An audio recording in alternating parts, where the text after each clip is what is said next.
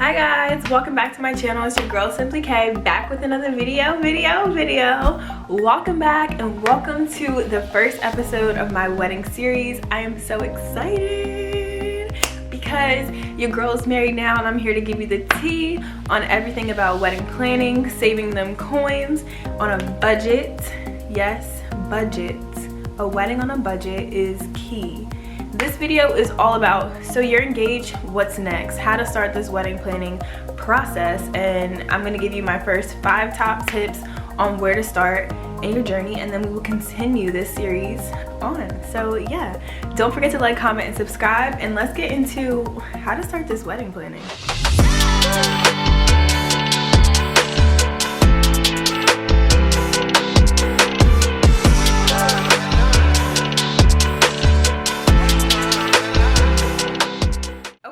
So I wrote everything down because my brain lately has just been like somewhere else. So where to start in wedding planning, we're gonna talk about number 1. So you're engaged, congratulations. Yes girl, let me see that ring. Yes, okay.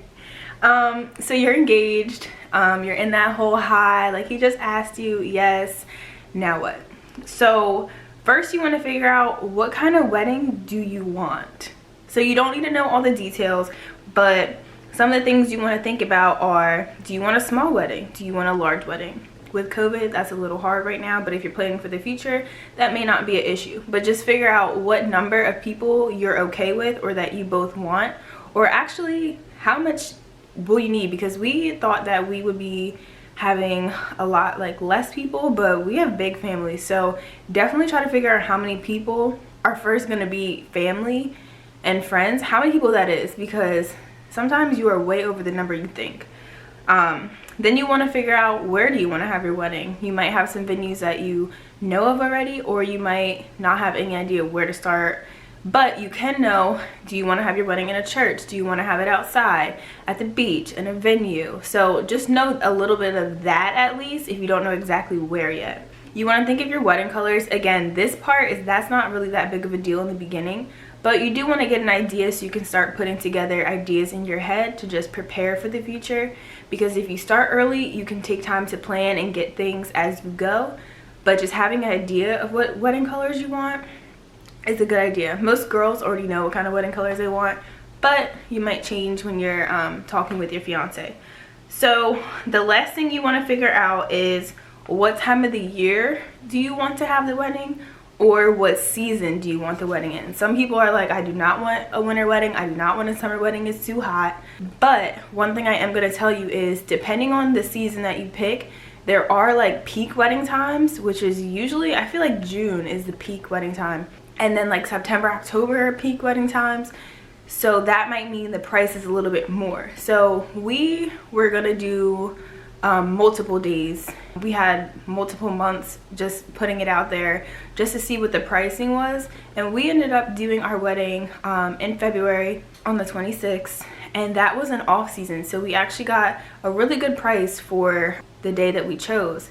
And then also think about what day of the week. Some people do Thursdays, some people do Fridays, Saturdays, and Sundays. Saturdays I think are definitely the most expensive. We did ours on a Friday, which is okay, but it was also during the off season, so that could have been another reason why. But Sundays usually are a little bit cheaper, and then Thursdays are a little bit cheaper because it's unconventional. A lot of people don't want to do those days because people work, people are going to be traveling, so Saturday is that top day. So if you really want a Saturday, maybe peek into the off season if pricing is an issue for you, but if not, any time of the month or the year. You don't have to have anything set in stone, but you just want to have something to work with, so when you meet with people or you go and you actually see the venues, you have kind of some of the information that they're going to be asking for. So number 2, this is up to you, getting a wedding planner. I like to plan, and I didn't feel like it was necessary to have a wedding planner, and a lot of people don't think it's necessary to pay and have a wedding planner. But say you have a really busy lifestyle and you can't really do everything yourself, or you don't have people to help you planning this out and doing things behind the scenes, then a wedding planner might be something that you want to look into. If you don't want a wedding planner, I suggest you get a planner.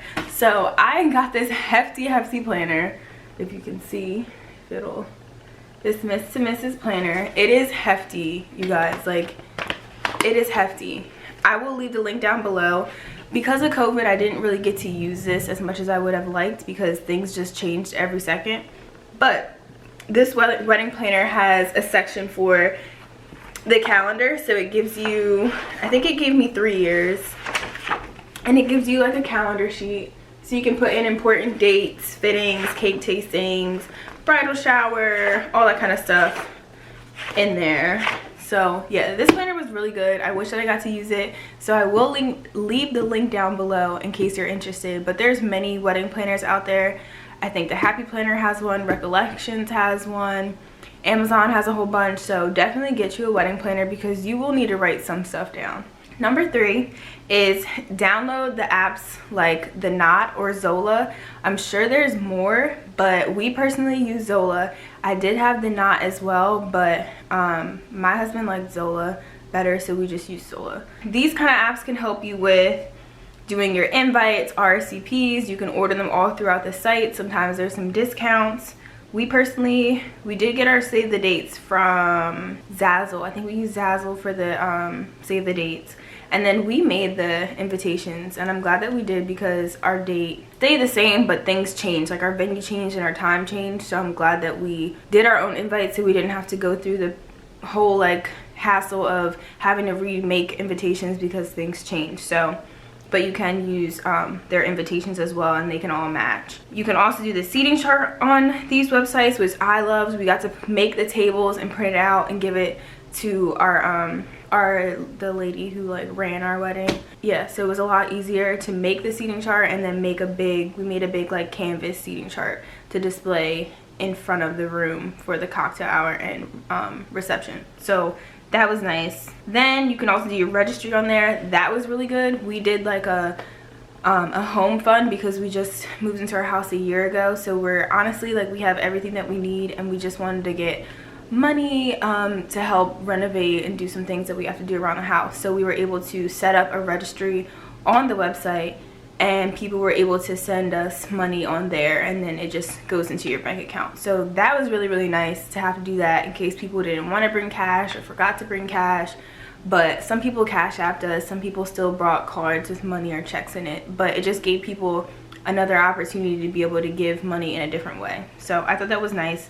And you can keep track of everything. They can leave you a little message, and then you can go on there and they list everyone so that you can send out thank you cards. Also, you can find vendors on these apps. I used The Knot at first to find the vendors. You can message them through the apps and then they get back to you. You can talk about pricing and their services. So I thought that was really good. It gives you everything you need in this one app. It also helps you make your wedding website. So we did our website through Zola. It was so nice. We got to put all our information on there. People were able to go on there and see any changes. We were able to do like a picture page. We were able to do a registry page. We were able to do a page with our bridesmaids and our groomsmen and little blurbs from them, so that people can just get to know who's in our wedding and about us before. And then we also included like hotels, transportation, stuff like that in there. And then we did a Q&A asking questions like, can I bring a +1, and is there parking? So you can do all that stuff throughout the website. Then it also gives you a wedding checklist on there. We did not use that because pretty much I wrote everything down and did that. I'm more of a writer and a paper girl than online. I'm just not like with the technology, but you are able to do a checklist, which I find helpful. Online it's easy. You can just check it off and then you can always go back to it, and then you won't have to worry about losing it because it's on the website. So that is another option. Then number 4 is figure out your budget. Do not even start going places.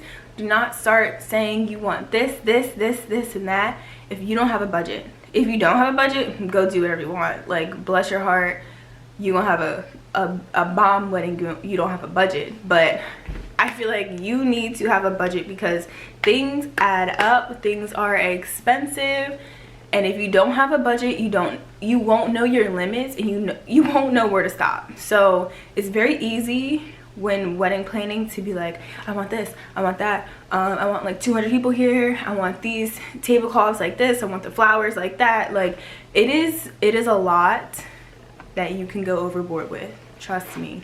So have a budget and stick to it. So I just want to list some things that you will have to pay for and have to think about. So why I think it's important to have a budget before making any commitments, because stuff is expensive. So your flowers and centerpieces. Some people do real flowers. Those are expensive. I have heard people say how expensive like florists are for weddings. I wanted no parts of that. We made all our centerpieces, all our bridal bouquets. We made the bridesmaids bouquets, we made the boys boutonnieres, and I will show you all that stuff later on in this series. But we made everything. I did not want any real flowers. I have allergies. I didn't want to be like all crazy during the wedding, but flowers are expensive. So if you want real flowers, do your research. 2 is the venue. Well, the venue, usually the venue supplies, it depends. If you're doing your ceremony and reception there and you have it at a venue, they usually supply your food and you can go through the food packages and everything. But some things will be upgrades and you'll have to pay extra for if you want it, if it's not included in what they're offering.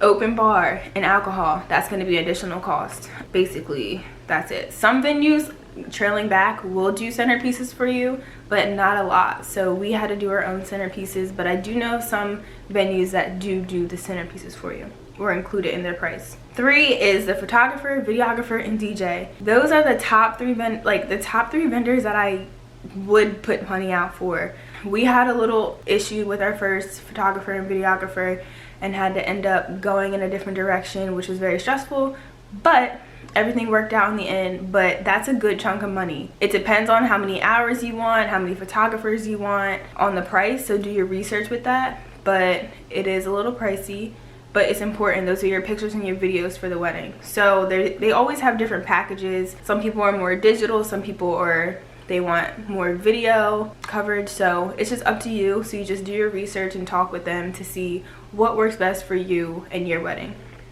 But those are the top things that you should be putting out money for. DJ, of course, if you have a reception, you have to have a DJ. You don't have to. You can have like musicians or stuff like that. There's different options for entertainment for weddings, receptions. Then invites, save the dates, and thank you cards. So those can be a little pricey, but the sites like Zazzle, Shutterfly, they do stuff like that, and the prices aren't too bad. We ended up, which I'll share later, like our budget hacks and stuff that we did to save money, but we ended up making all our invites. Save the dates we did order, but the invites we did make ourselves, and it was not hard.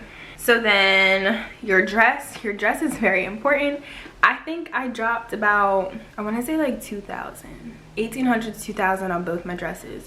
My one dress I got from Kleinfellas during their sample sale, so it was on sale. That was like a $3,200 dress and I got it for like $900. So definitely shop around.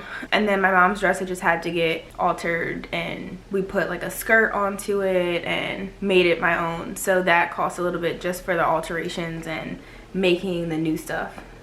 So definitely just be careful with the dresses, because all them dresses are so nice, y'all. They're so nice. Your bridesmaids dresses, that's another thing we'll talk about in another video. Your groomsmen's suits, and then your husband's or fiance's tuxedo, etc. You'll have to pay attention to those pricing as well, because that stuff is also expensive. Transportation to the wedding, and if you're staying in a hotel after, if your parents need to stay in a hotel after, if your guests need to stay in a hotel after.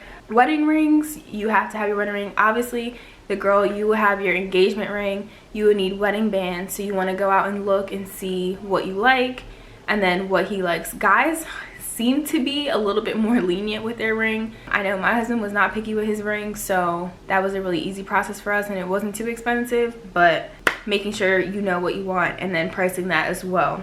Makeup and hair, that's gonna cost you. If you want your bridesmaids makeup done, that's gonna cost you. So just, it's a whole bunch to think about. And then your honeymoon, that's also going to be a good chunk of the money, but we were lucky enough to have that gifted to us. We got our real honeymoon gifted to us, which we're now not going until the summertime because of COVID and everything, but we went to Florida and paid for that out of pocket ourselves. So that was unexpected, but we wanted to go somewhere after the wedding. So just always have a little bit of side money and extra cushion money just in case things come up, especially now with this pandemic going on. We just don't know what the future will look like, honestly.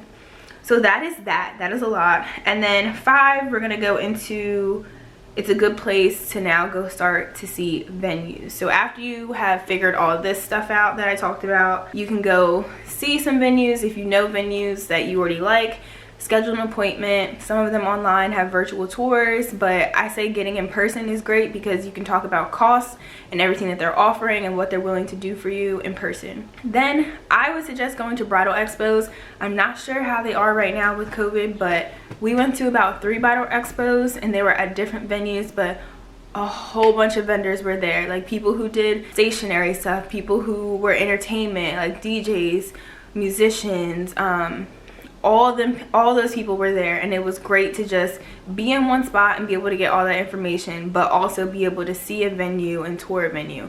So I know some states do those, but I'm not too sure how it is with COVID. But if they are having them, I would suggest to go to a bridal expo. They are very, very fun. So yeah, that was pretty long. I didn't mean for it to be that long, but I kind of just wanted to go over where to start when you are engaged and you are now ready to start planning your wedding.